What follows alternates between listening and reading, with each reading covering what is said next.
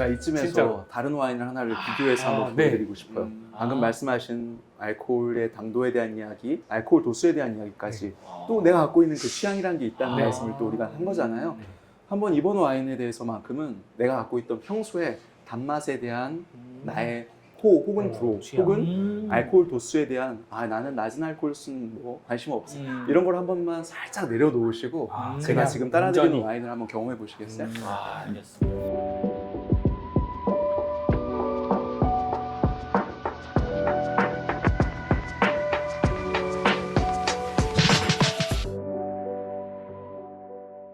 어떠세요? 그냥 막 생각나는 얘기들 막 해도 저는 좋아요. 참 맛있다. 근데 저는 이게 달달하니 너무 좋아요. 그랬을 것 같아. 저는 사실 개인적으로 신맛에 대한 약점을 굉장히 많이 갖고 있어요. 저는 레모나 같은 것도 못 먹거든요. 네. 레모나, 새콤달콤 이런 것도 네. 그 안에 들어있는 단맛보다 내가 느끼는 신맛에 대한 고통이 더 세서 그런 이유를 잘 안 먹어요. 근데 이 와인을 먹었을 때는 심하진 않았지만 시다라는 생각이 강했는데 이거는 그것보다는 나한테 전체적으로 밸런스가 진짜 좋은 것 같아요. 단맛과 살짝 그 향긋한 신맛이 나에게는 조화가 잘 맞는? 나는 저는 향이 훨씬 이게 더 풍부하게 느껴지는 부분들이 있고 뭔가 그 첫 번째 거는 그러니까 표현하기 되게 애매모호했어요. 뭔가 이 단어로 표현하기가. 근데 약간 저는 이거 좀 안 맞는 걸 수도 있는데 그 유자향 같은 정말 딱 이렇게 빵 터지는 이러한 과즙향 같은 이런 게 느껴져서 나는 개인적으로는 첫 번째 게 나한테 맞는 것 같은 느낌이 일단 들고 두 와인은 같은 집이고 같은 품종일 뿐만이 아니라 일단 가격도 같아요. 제가 이걸 받아서 취급하고 손님들한테 제공한 가격도 같은 가격이니까 일단 그 부분에서의 어떤 우열 관계는 전혀 없이 드린 거고 심지어 만들어진 연도도 같아요. 같은 해에 생산된 열매예요. 밭이 조금 다를 수 있고요. 어쨌든 등급은 거의 비슷하다고 보실 수는 있으나 이 두 개가 뭐가 더 좋다 아니다 하는 개인적으로도 있을 수 있고 그리고 마시는 그 순간에 따라 다를 수도 있기는 해요. 근데 이 하나의 품종으로 얼마나 다른 걸 보여줄 수 있는지를 일단 한번 비교해 보시라고 말씀드리는 신기하다. 거예요. 완전 다른 느낌. 레모네이드와 콜라 어. 그 둘 중에 뭐가 더 산이 셀까? 흔히들 레모네이드가 높을 거라고 생각하지만 보통 수치를 보면은 코카콜라에 들어있는 산이 더 높게 나와요. 중요한 건 밸런스라는 얘기를 자꾸 드리는 거예요. 지금 우리가 이게 더 좋다, 이것도 좋다 이런 얘기가 아니라 우리가 이렇게 당도가 높은 와인을 마시면서 달단 느낌을 받으셨을 거 아니에요? 아까 거보다.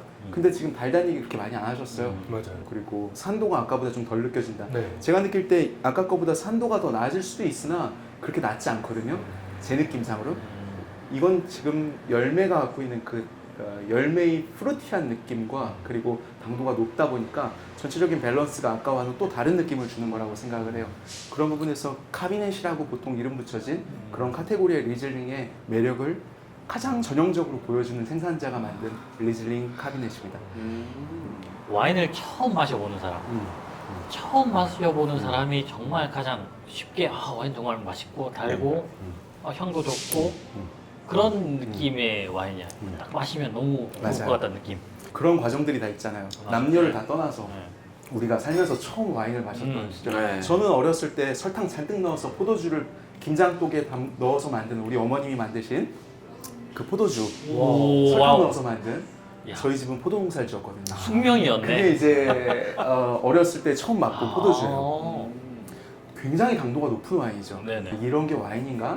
이런 생각을 했을 것이고 20살이 넘어서 처음 맛봤을 때 좀 달콤한 것들이 주는 또 매력도 있었겠지만 처음에 또 그렇게 많이 시작하잖아요. 당도가 맞아요. 높은 와인, 특히 한국이라는 맞아요, 그 조건 맞아요. 속에서는 그러다 또 우리가 와인을 좀 마시다 보면 술도 좀 이제 즐길 줄 알면서부터 점점점 단 와인은 애기들이나 마시는 거지 이런 생각을 하며 과거의 어린 시절 또 자기 부정하며 난 이런 건 안 좋아해 이런 시절로 또 넘어가는 분들이 굉장히 많아요.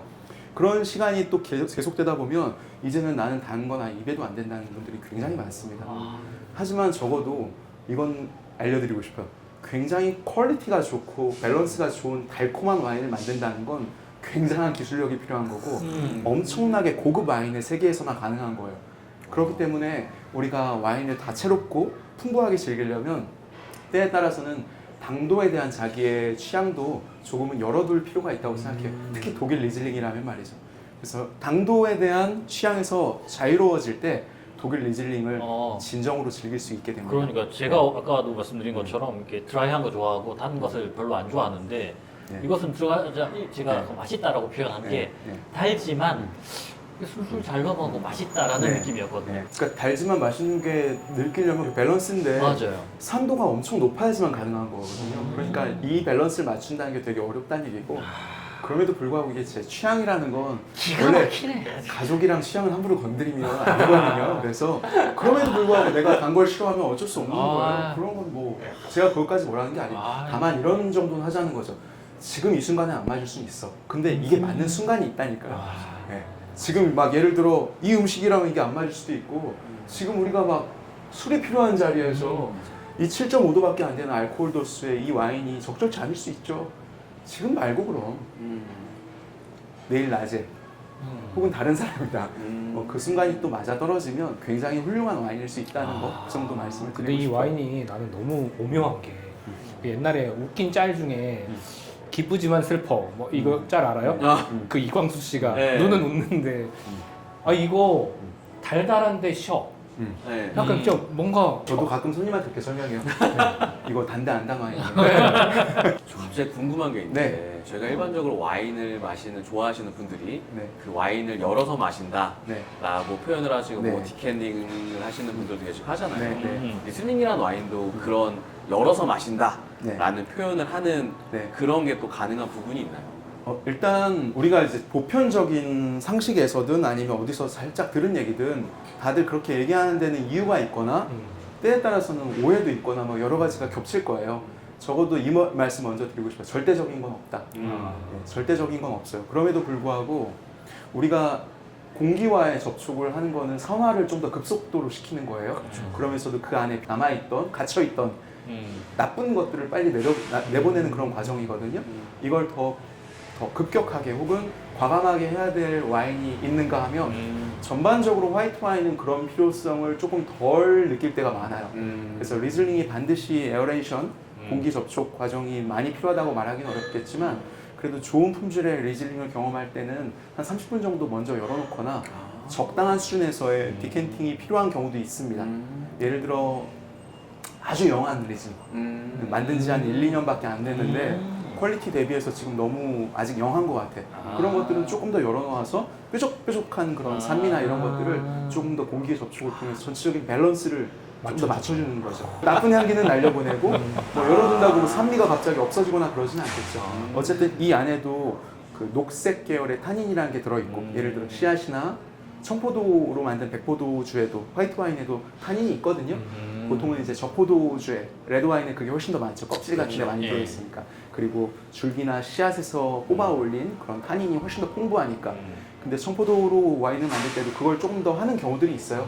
그런 경우에 줄기나 씨앗이나 껍질에서 뽑아 올린 그린 계열의 타닌들이 전체적인 다른 맛의 성분들과 요소들과 잘 조화를 이루려면 어느 정도의 그 산화가 또 필요할 수 있고 산미도 마찬가지고요. 그래서 그런 것들을 조금 더 밸런스 좋게 만들기 위해서 그리고 나쁜 향기를 좀 날려보내기 위해서는 한 30분 정도는 열어두는 것도 도움이 되는 경우들이 많습니다만 꼭 필요하진 않을 것 같아요. 저는 개인적으로 뭐 그렇게 에어레이션을 오래 하거나 그러지는 않습니다.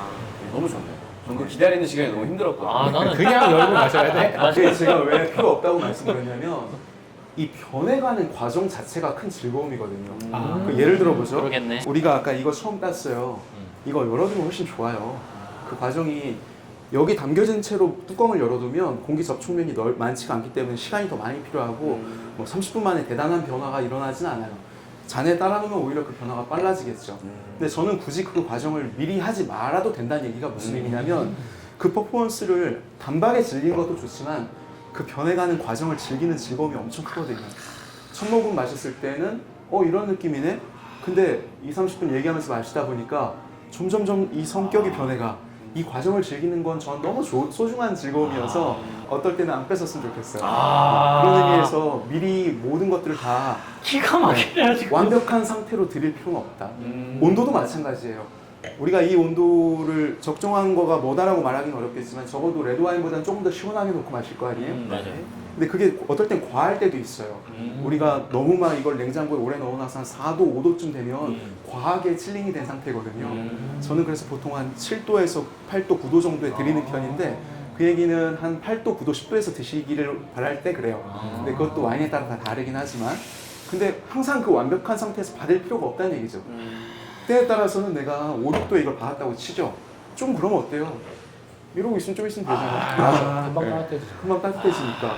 뭐 그냥 기다림의 미학과 함께 천천히 두면 근데 그게 나는 와인의 묘미인 네, 것 같아요. 이게 이 잔 모양의 차이인지도 궁금한 게 분명히 마셨을 때는 네. 요게 좀 네. 더 달달한 느낌이 났고 네. 요게 조금 더 신맛이 강하다고 느꼈거든요. 제 개인적으로.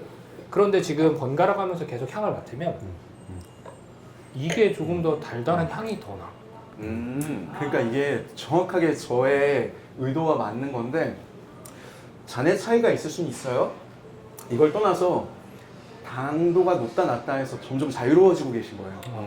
이게 더 달다 안 달다를 떠나서 그냥 이 향기 자체와 이 와인이 갖고 있는 완결성이나 완성도와 즐거움에 지금 집중하고 계신 거예요. 이게 더 달 거예요 분명히. 그럼에도 불구하고 이제는 점점 그게 중요하지 않게 돼요. 향은 네, 완전히 또 네. 달라. 벌써 취한 건 아니지? 네, 아직 괜찮아. 괜찮은 것 벌써 같습니다. 취한 네, 것 같은데? 네. 취하면 바로 집에 가겠습니다. 아,